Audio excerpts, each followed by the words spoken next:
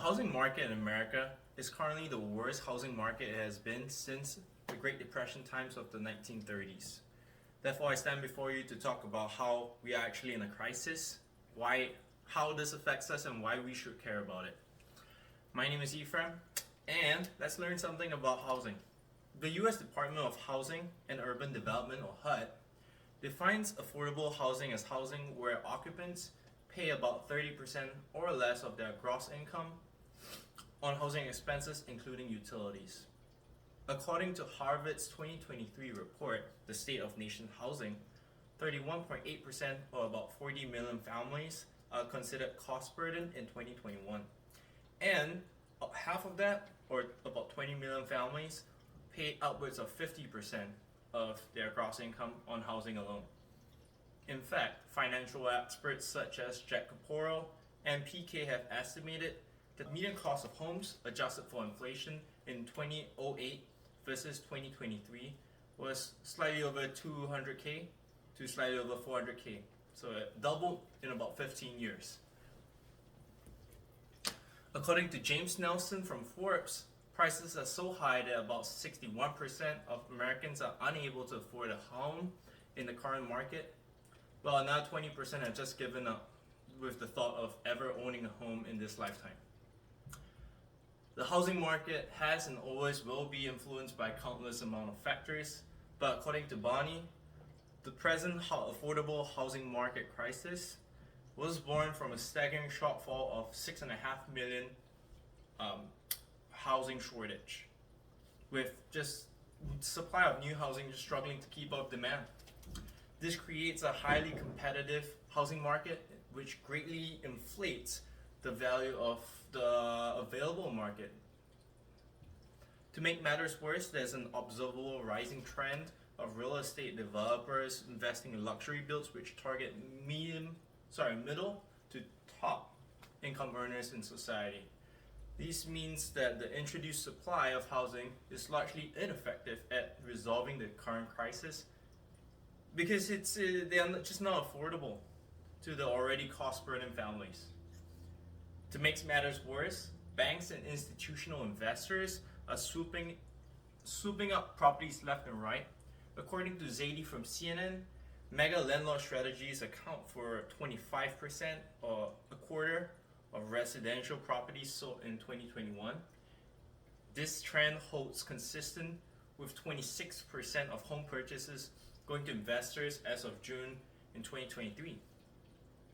This further reduces the limited supply of houses and has actually resulted in an average increase of rent of 22% from 2021 to 2022, according to the National Low Income Housing Coalition.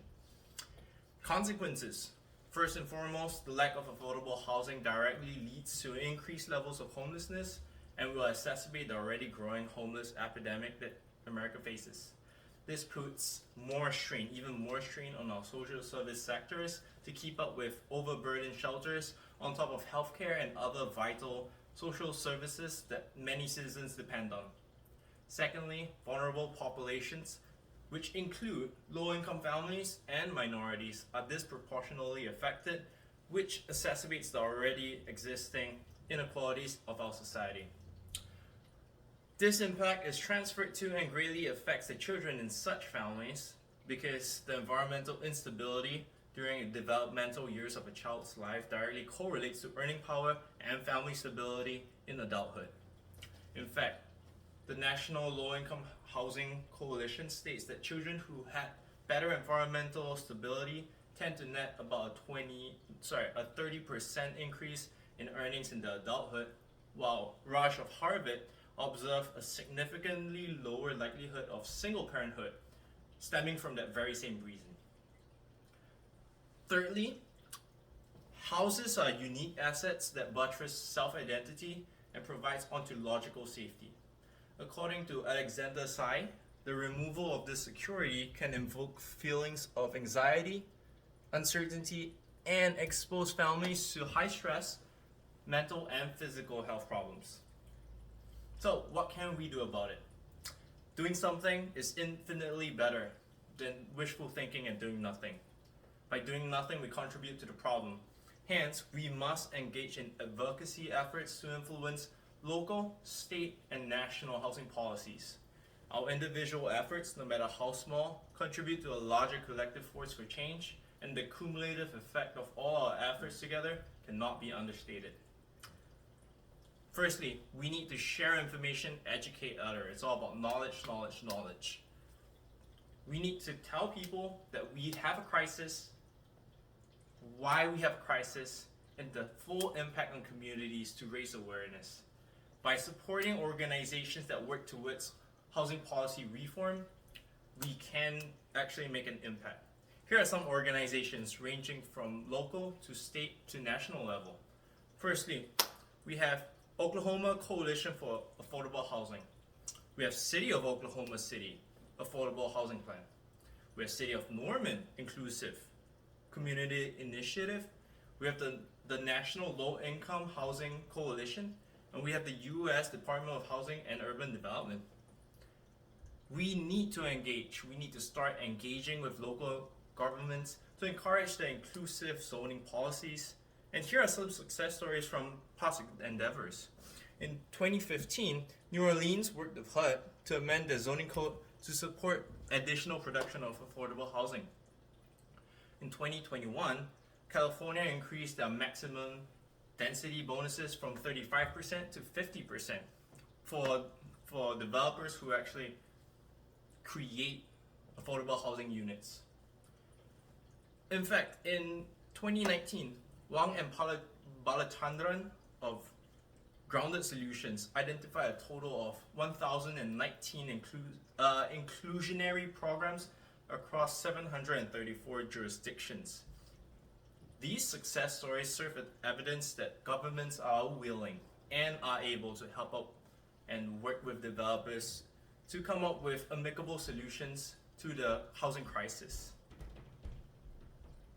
Therefore, we need to tackle this with strength in numbers. By banding together and leveraging on the efforts, strengths, and networks of the community, we are granted a voice that cannot be ignored.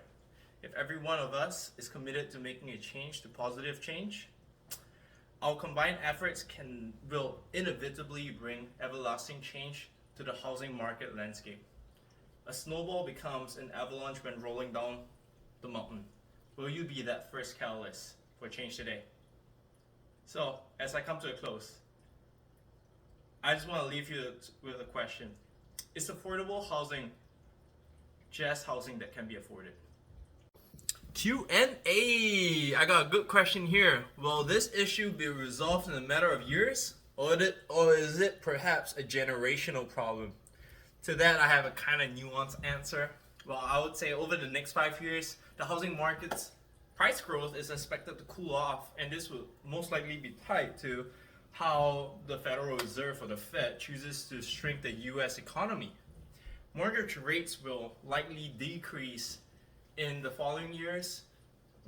You see, Matt Fox from Business Insider reports that the Federal Reserve or the federal interest rate is expected to drop from 5.33% to about 3.83% in 2020, end of 2024, and actually lower to 2.83% by 2025. So it's going to be less expensive. Mortgage rates are probably going to go down. But that being said, high prices are expected to hold, meaning that prices are going to stop growing more expensive, but they're still going to be expensive, and they're still going to be largely unaffordable for most people. It is hard to say whether this situation will ever be resolved, for the social, fiscal, political balance or landscape in America is skewed towards or in favor of businesses and the rich. However, we do see social responsibility tendencies from the millennial generation, and it kind of reflects the actual needs or the current needs of our society. Therefore, I am inclined to believe that we are actually waiting for the younger generation or the millennials to undertake the mantle of responsibility, or more accurately, we are waiting for the older generation to relinquish that to the younger generation before effective change can be seen. So, TLDR, this definitely, in my book, is a generational problem. We already see that governments and businesses can work together to create a solution. Which also means that the fact that they can fix it, but we still have a problem, means that the people in power just don't want to fix it. They really just, their interests do not align with fixing the problem. And until we have people who care about the people in power, it's not going to change. And I think it's just a generational issue.